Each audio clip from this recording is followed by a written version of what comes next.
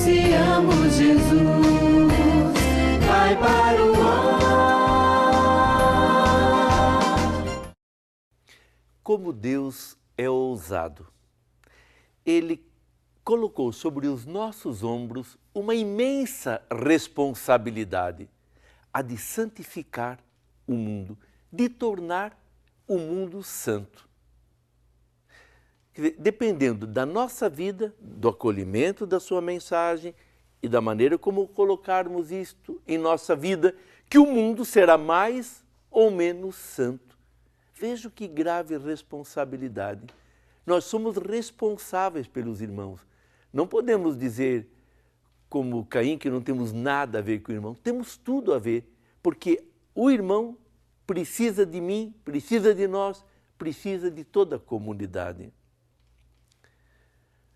Eu falava no bloco anterior da blasfêmia, mas o viver de forma pecaminosa já é uma blasfêmia a Deus. A blasfêmia pode ser com palavras expressas assim verbalmente, mas pode ser também com uma vida medíocre, uma vida de indiferença. Por outro lado, a santidade, ela nunca fica escondida, sempre vai transparecer na vida da pessoa, mesmo que ela não tome conhecimento. A história da igreja é marcada por a história de alguns santos interessantíssimos. Lembrar, por exemplo, São Bento, que quando ele foi lá para o Subiaco, lá numa montanha, lá numa caverna, o que ele queria? Relacionar-se com Deus, viver numa intimidade com Ele. Mas aquele seu jeito de ser, de olhar para Deus, de rezar, atraiu outros, especialmente aqueles pastores que um dia tiveram que ir lá também se defender da chuva, que o conheceram e que quiseram viver então a partir dali como ele vivia. Quer dizer, a pessoa pode se esconder. Se ela vive uma vida santa, aquilo vai transparecer mais cedo ou mais tarde. Quantos morreram ignorados por todos e de repente se descobriu a riqueza de sua luz? Falo isso, me lembro, por exemplo, de Charles de Foucault. Charles de Foucault foi morar, depois de convertido, de uma vida muito errada, se converteu, vai morar lá no deserto, lá do norte da África, para viver com uma tribo muito pobre. Escreveu uma congregação e nem teve tempo de vê-la concretizada. Após a sua morte, seus escritos foram descobertos, colocados em prática e surgiram os irmãozinhos de Jesus, as irmãzinhas de Jesus, e surgiu toda uma congregação de gente que vive o seu espírito. Porque bem que Jesus tinha dito, se a semente não morrer ao cair à terra, não produzirá fruto, mas se morrer, produzirá muitos frutos. Então os santos vêm nos mostrar e testemunhar que a vida santa sempre é eficaz. Eu já falei aqui nos meus programas aquela frase de um bispo colombiano, Monsenhor Uribe, que até está com processo agora de beatificação. Ele dizia, nenhum santo fracassou na pastoral. E eu que tive santos em outras dioceses, Florianópolis, tinha Santa Paulina, estou agora em Salvador, a irmã Dulce, a irmã Lindalva, lá passou e viveu 11 anos Anchieta, por lá passou Madre Teresa de Calcutá, São João Paulo II.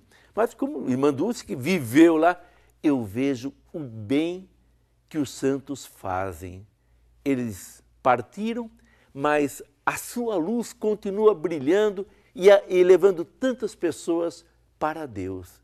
Quer dizer, eles buscaram, com a sua vida, com a sua autenticidade, santificar o nome de Deus e conseguiram. Hoje há multidões que seguem o Senhor pelo testemunho desses santos que muitas vezes viveram uma vida simples, escondida, sem ser valorizada pelas pessoas e normalmente uma vida onde a cruz fez e marcou sua presença muito forte. Mas no coração dessas pessoas havia assim um objetivo. Eu quero imitar Jesus para agradar ao Pai. Eu quero ser coerente com a vontade de Deus. E jamais imaginavam e aceitavam o pecado como um comportamento normal. Eram limitados, talvez tenham pecado, mas mais do que nunca aquele pecado se transformou num trampolim para darem um passo e um pulo mais forte para os braços do Pai. Os santos evangelizam em vida, os santos continuam evangelizando mesmo depois da morte. Por isso, um escritor inglês, Chesterton, dizia que não há nenhuma desgraça maior do que a de não sermos santos. Não santificarmos o nome de Deus, nós mesmos buscando a santidade. Este é o programa da Igreja, não para um ano, não para 10 anos ou 100, para 1000 anos. O terceiro milênio é o milênio em que a Igreja deverá buscar a santidade. Para isso ela existe. Não existe para ter força, para ter poder.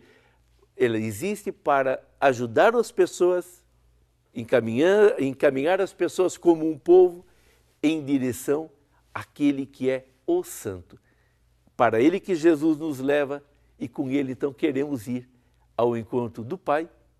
Lembrando, para o Pai, importante é a nossa sinceridade na busca da santidade. Para que o Senhor lhe dê a graça de você ser santo. Um santo de hoje, dos nossos tempos, do meio do mundo, trabalhando, agindo, correndo, atendendo, se desgastando. Mas que, acima de tudo, para que o seu coração esteja centrado em Deus. Para isso, desça sobre você, meu irmão, sobre você, minha irmã, a bênção de Deus Todo-Poderoso, o Pai, o Filho e o Espírito Santo. Amém. Meu irmão, minha irmã, fique na paz do Senhor Jesus.